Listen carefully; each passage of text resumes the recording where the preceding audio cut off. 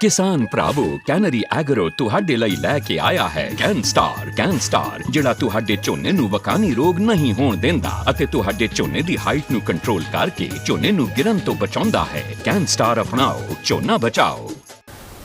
नमस्कार, आप सभी का बहुत बहुत स्वागत है। हरियाणा से राजनीति से जुड़ी एक बड़ी अपडेट है, चूँकि हरियाणा में विधानसभा चुनाव के ऐलान के बाद ही तमाम जो राजनीतिक पार्टियां हैं वो अपने चेहरे उतारने में जुटी है। लेकिन कांग्रेस में टिकट बंटवारे को लेकर एक तरीके से युद्ध छिड़ा है, जिसको लेकर आला हाईकमान भी इस बात को लेकर चिंतित है। और हरियाणा में जिस तरीके से 90 विधानसभा सीटों पर टिकटों का वितरण होना है, उससे पहले ही हाईकमान ने पूरी की पूरी जो कमांड है वो अपने हाथों में ले ली है। दरअसल पहली मीटिंग में ही हुड्डा और सैलजा सुरजेवाला की बात करें, तमाम जो बड़े नेता थे हरियाणा के वो एकजुट जो कि हाईकमान के सामने हुई। लेकिन वहाँ पर जब बात नहीं बनी तो फिर हाईकमान ने पूरे का पूरा जो 90 विधानसभा की जो कमेटियां हैं वो सीधे राहुल गांधी और खड़गे को ही पूरी दावेदारों की जो रिपोर्ट है वो देगी। हरियाणा विधानसभा चुनाव में कांग्रेस पार्टी में गुटबाजी के बीच टिकट बंटवारे के सारे अधिकार हाईकमान को दे दिए गए हैं। कांग्रेस की स्क्रीनिंग कमेटी की पहली बैठक के बाद ही अंतिम जो फैसला है वो राष्ट्रीय अध्यक्ष मल्लिकार्जुन खड़गे पर ही छोड़ दिया गया है। दिल्ली में हुई स्क्रीनिंग कमेटी में पूर्व सीएम हुड्डा, सांसद सिरसा से कुमारी सैलजा, रणदीप सुरजेवाला, पूर्व मंत्री वीरेंद्र सिंह, पूर्व मंत्री कैप्टन अजय माकन यादव समेत कई बड़े नेता शामिल हुए। मीटिंग में जब उम्मीदवारों को लेकर अलग अलग दावे नजर आए तो अंतिम फैसला वो हाईकमान पर छोड़ना पड़ा है।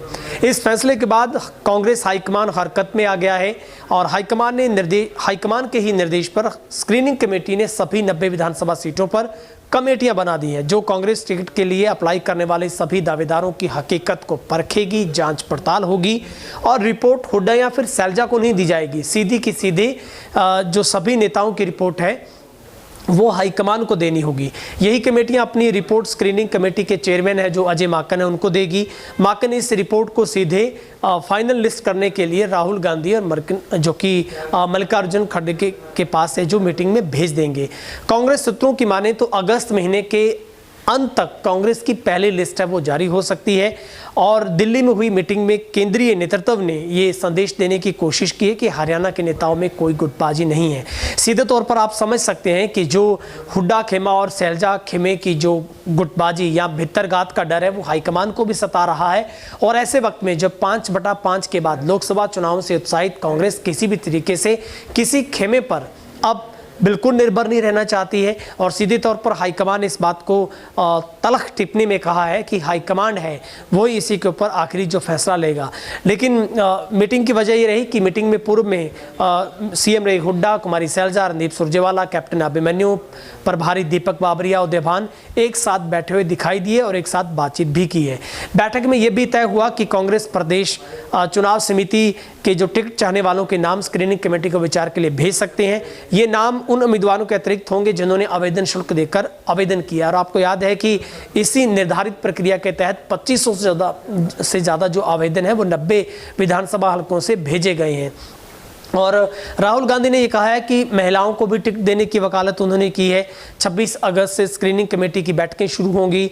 23 अगस्त तक प्रदेश चुनाव समिति के सदस्य जो पीसीसी और स्क्रीनिंग कमेटी के अध्यक्ष को उम्मीदवारों के नाम सौंपे जाएंगे। 2 दिन पहले अखिल भारतीय कांग्रेस कमेटी की एक बैठक हुई जिसमें राहुल गांधी ने विधानसभा चुनाव में महिला उम्मीदवारों को प्रमुखता देने का भी सुझाव दिया है। और हरियाणा कांग्रेस की इस स्क्रीनिंग कमेटी की बैठक में यह भी निर्णय लिया गया है कि पार्टी दागी लोगों से दूर रहेगी और स्वच्छ छवि वाले नेताओं को ही पार्टी टिकट देगी। कुछ नेताओं ने यहां तक कहा कि अगर सर्वे में खराब छवि वाले नेताओं के नाम भी होंगे तो उन्हें टिकट नहीं दिया जाएगा। तो हरियाणा कांग्रेस प्रभारी दीपक बाबरिया ने कांग्रेस से चुनाव लड़ने को लेकर विनेश फोगाट को कहा है कि अगर वो आना चाहती है तो फोगाट का यहाँ पर स्वागत है।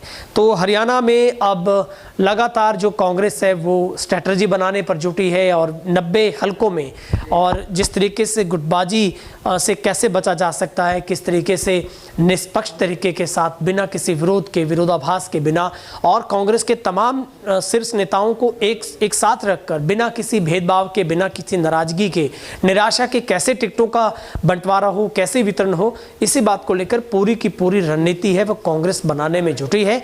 अब देखना होगा कांग्रेस की पहली जो लिस्ट है वो क्या इसी महीने के अंत तक आ सकती है, क्या हाईकमान है वो कांग्रेस को एकजुट करने में कामयाब रहेगा क्या, क्योंकि पहले से ही आरोप है वो बीजेपी लगाती रही कि कांग्रेस की जो लड़ाई है, अंतर्कलह है, वो कहीं ना कहीं बीजेपी को फायदा पहुंचाएगी। तो ऐसे में हाईकमान हर तरीके से अपने आप को परिपक्व करना चाहता है, हर तरीके से स्ट्रैटेजी प्लान करना चाहता है ताकि टिकट बंटवारा है वो सही तरीके से हो सके।